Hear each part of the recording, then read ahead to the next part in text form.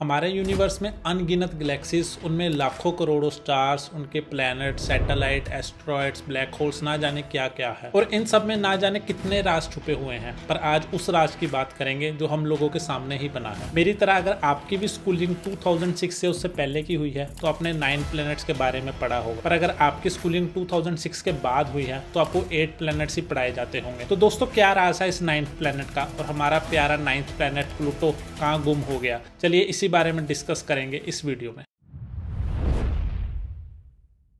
Video की शुरुआत solar system से ही कर लेते हैं। आप सब ने सोलर सिस्टम के बारे में तो स्कूल में जरूर पढ़ा होगा। सेंटर में है सन, जो कि एक स्टार है और इसके सराउंडिंग्स में प्लैनेट चक्कर लगा रहे हैं। ये प्लैनेट्स हैं मरकरी, वीनस, अर्थ, मार्स, जुपिटर, सैटर्न, यूरेनस और नेपच्यून। पर दोस्तों, ये प्लूटो कहाँ चला गया? आज से 500 साल पीछे जाए तो इंसान के पास टेलीस्कोप भी नहीं होता था और ये सब प्लैनेट्स धरती से इतने ज्यादा दूर है कि इन्हें धरती से ऑब्जर्व करना लगभग नामुमकिन है, खास करके वो प्लैनेट्स जो जुपिटर से आगे हैं। पर 1600 में जब टेलीस्कोप की इन्वेंशन हुई तो कई सारे दिग्गजों ने स्पेस को ऑब्जर्व करना शुरू किया, जिसके बाद 1610 में गैलीलियो के द्वारा जुपिटर की डिटेल डिस्कवरी की गई। इसके लगभग 150 साल बाद 1781 में यूरेनस की डिस्कवरी हुई और नेपट्यून को तो उसके भी 100 साल बाद 1846 में पहली बार डिस्कवर किया गया। पर दोस्तों, उस समय तक प्लैनेट क्या है इस बारे में कोई एक स्पेसिफिक डेफिनेशन नहीं हुआ करती थी। कोई भी ऐसी बॉडी जो स्टार का चक्कर लगाए उसे प्लैनेट मान लिया जाता था। पर 1800 में एक ऐसी डिस्कवरी हुई जिसने सारे एस्ट्रोनॉमर्स को ये सोचने के लिए मजबूर कर दिया कि एक प्लैनेट को क्या डेफिनेशन दी जाए। एक्चुअली 1801 में एस्ट्रोनॉमर्स को मार्स और जुपिटर के बीच में कई सारे पत्थर दिखे जो प्लैनेट्स की तरह ही सन का चक्कर लगा रहे थे। इनमें से कुछ पत्थर तो काफी छोटे थे और इनका डायमीटर कुछ 1 किलोमीटर ही था, पर कई पत्थर काफी बड़े भी थे। और क्योंकि ये पत्थर एक बेल्ट की तरह मार्स और जुपिटर के बीच में कई हजारों की तादाद में थे तो इन्हें एस्टेरॉयड बेल्ट का नाम दिया गया। शुरुआती दिनों में तो इस एस्टेरॉयड बेल्ट में कई हजार एस्टेरॉयड्स ही थे, पर जैसे जैसे समय के साथ हमारे टेलीस्कोप स्ट्रॉन्ग होने लगे तो ये पाया गया कि इस एस्टेरॉयड बेल्ट में कई मिलियंस में पत्थर हैं। इनफैक्ट वो पत्थर जिनका डायमीटर 1 किलोमीटर से कुछ ज्यादा है, ऐसे पत्थरों की गिनती लगभग 1.1 मिलियन से लेके 1.9 मिलियन तक है। और वो पत्थर जिनका डायमीटर 1 किलोमीटर से भी कम है, ऐसे पत्थरों की गिनती तो कई हजार मिलियंस में है। अब दोस्तों, इस डिस्कवरी के बाद एक बड़ी प्रॉब्लम थी। ये सब पत्थर सन का ही चक्कर लगा रहे थे और अगर सन का चक्कर लगाने वाले ऑब्जेक्ट को प्लैनेट कहा जाए तो ये सब पत्थर प्लैनेट्स में ही आते थे और इस तरह तो हमारे सोलर सिस्टम में मिलियंस ऑफ प्लैनेट्स हो जाएंगे। और इसी प्रॉब्लम को ओवरकम करने के लिए प्लैनेट्स की एक डेफिनेशन बनाई जाती है। किसी भी बॉडी को प्लैनेट तभी माना जाएगा जब वो साइज में थोड़ा बड़ा हो और उसका ग्रेविटेशनल पुल इतना स्ट्रॉन्ग हो जिसकी मदद से उसकी शेप एक स्फेरिकल फॉर्म की हो।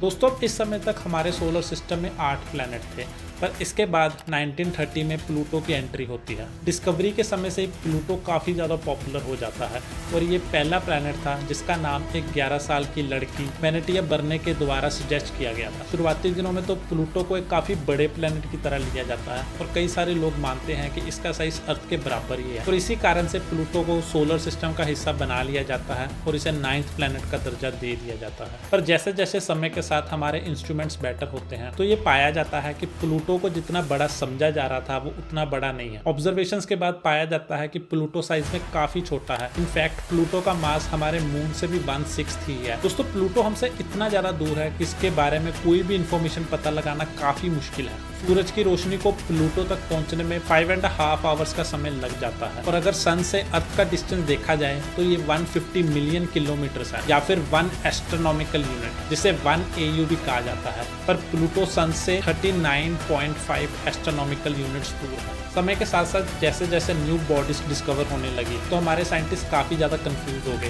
कि किस चीज को प्लैनेट कहा जाए और किस चीज को ना। और इसी कारण ये जरूरी हो गया था कि प्लैनेट्स की डेफिनेशन को रिवाइज किया जाए, जिसके बाद इंटरनेशनल एस्ट्रोनॉमिकल यूनिट के द्वारा कई सारी मीटिंग्स और डिस्कशंस कराई गई, जिसके बाद 24 अगस्त 2006 में ये डिसाइड किया गया कि प्लूटो अब प्लैनेट नहीं कहलाया जाएगा और किसी भी बॉडी को प्लैनेट कहलाने के लिए उसमें 3 फीचर्स का होना मस्ट कर दिया गया। पहले ये कि वो एक स्टार का चक्कर लगा रही हो, दूसरी ये कि उसकी ग्रेविटेशनल पुल इतनी स्ट्रांग होनी चाहिए कि उसकी शेप एक स्फेरिकल बॉल की शेप की हो, और तीसरी ये कि उसकी ग्रेविटेशनल पुल इतनी स्ट्रांग हो कि वो अपने ऑर्बिट को क्लीन रख सके। उसके ऑर्बिट में कोई भी दूसरी बॉडी या तो उसके सराउंडिंग्स में चक्कर लगाए, जिस तरह मून अर्थ का चक्कर लगाता है, या फिर वो उसी में टकरा के उसी का पार्ट बन जाए। दोस्तों ये प्लूटो पहले 2 पॉइंट्स को तो सेटिस्फाई करता था, पर थर्ड पॉइंट को सेटिस्फाई नहीं कर पाता था। और प्लूटो के सराउंडिंग्स में कई सारे और हेवनली बॉडीज थी, और इसी कारणवश प्लूटो को एक ड्वार्फ प्लैनेट का दर्जा दे दिया जाता है। ड्वार्फ प्लैनेट प्लैनेट्स की तरह ही होते हैं, पर ये साइज में काफी ज्यादा छोटे होने के कारण इनका ग्रेविटेशनल पुल काफी कमजोर होता है, और इसी कारणवश ये अपने ऑर्बिट को क्लीन नहीं रख पाते। पर दोस्तों एस्ट्रॉइड्स क्योंकि स्फेरिकल शेप के नहीं होते, इसलिए वो एक अलग कैटेगरी में आते हैं। वैसे हमारे सोलर सिस्टम में प्लूटो के अलावा भी 4 और ड्वार्फ प्लैनेट्स हैं। इनके नाम हैं एरिस,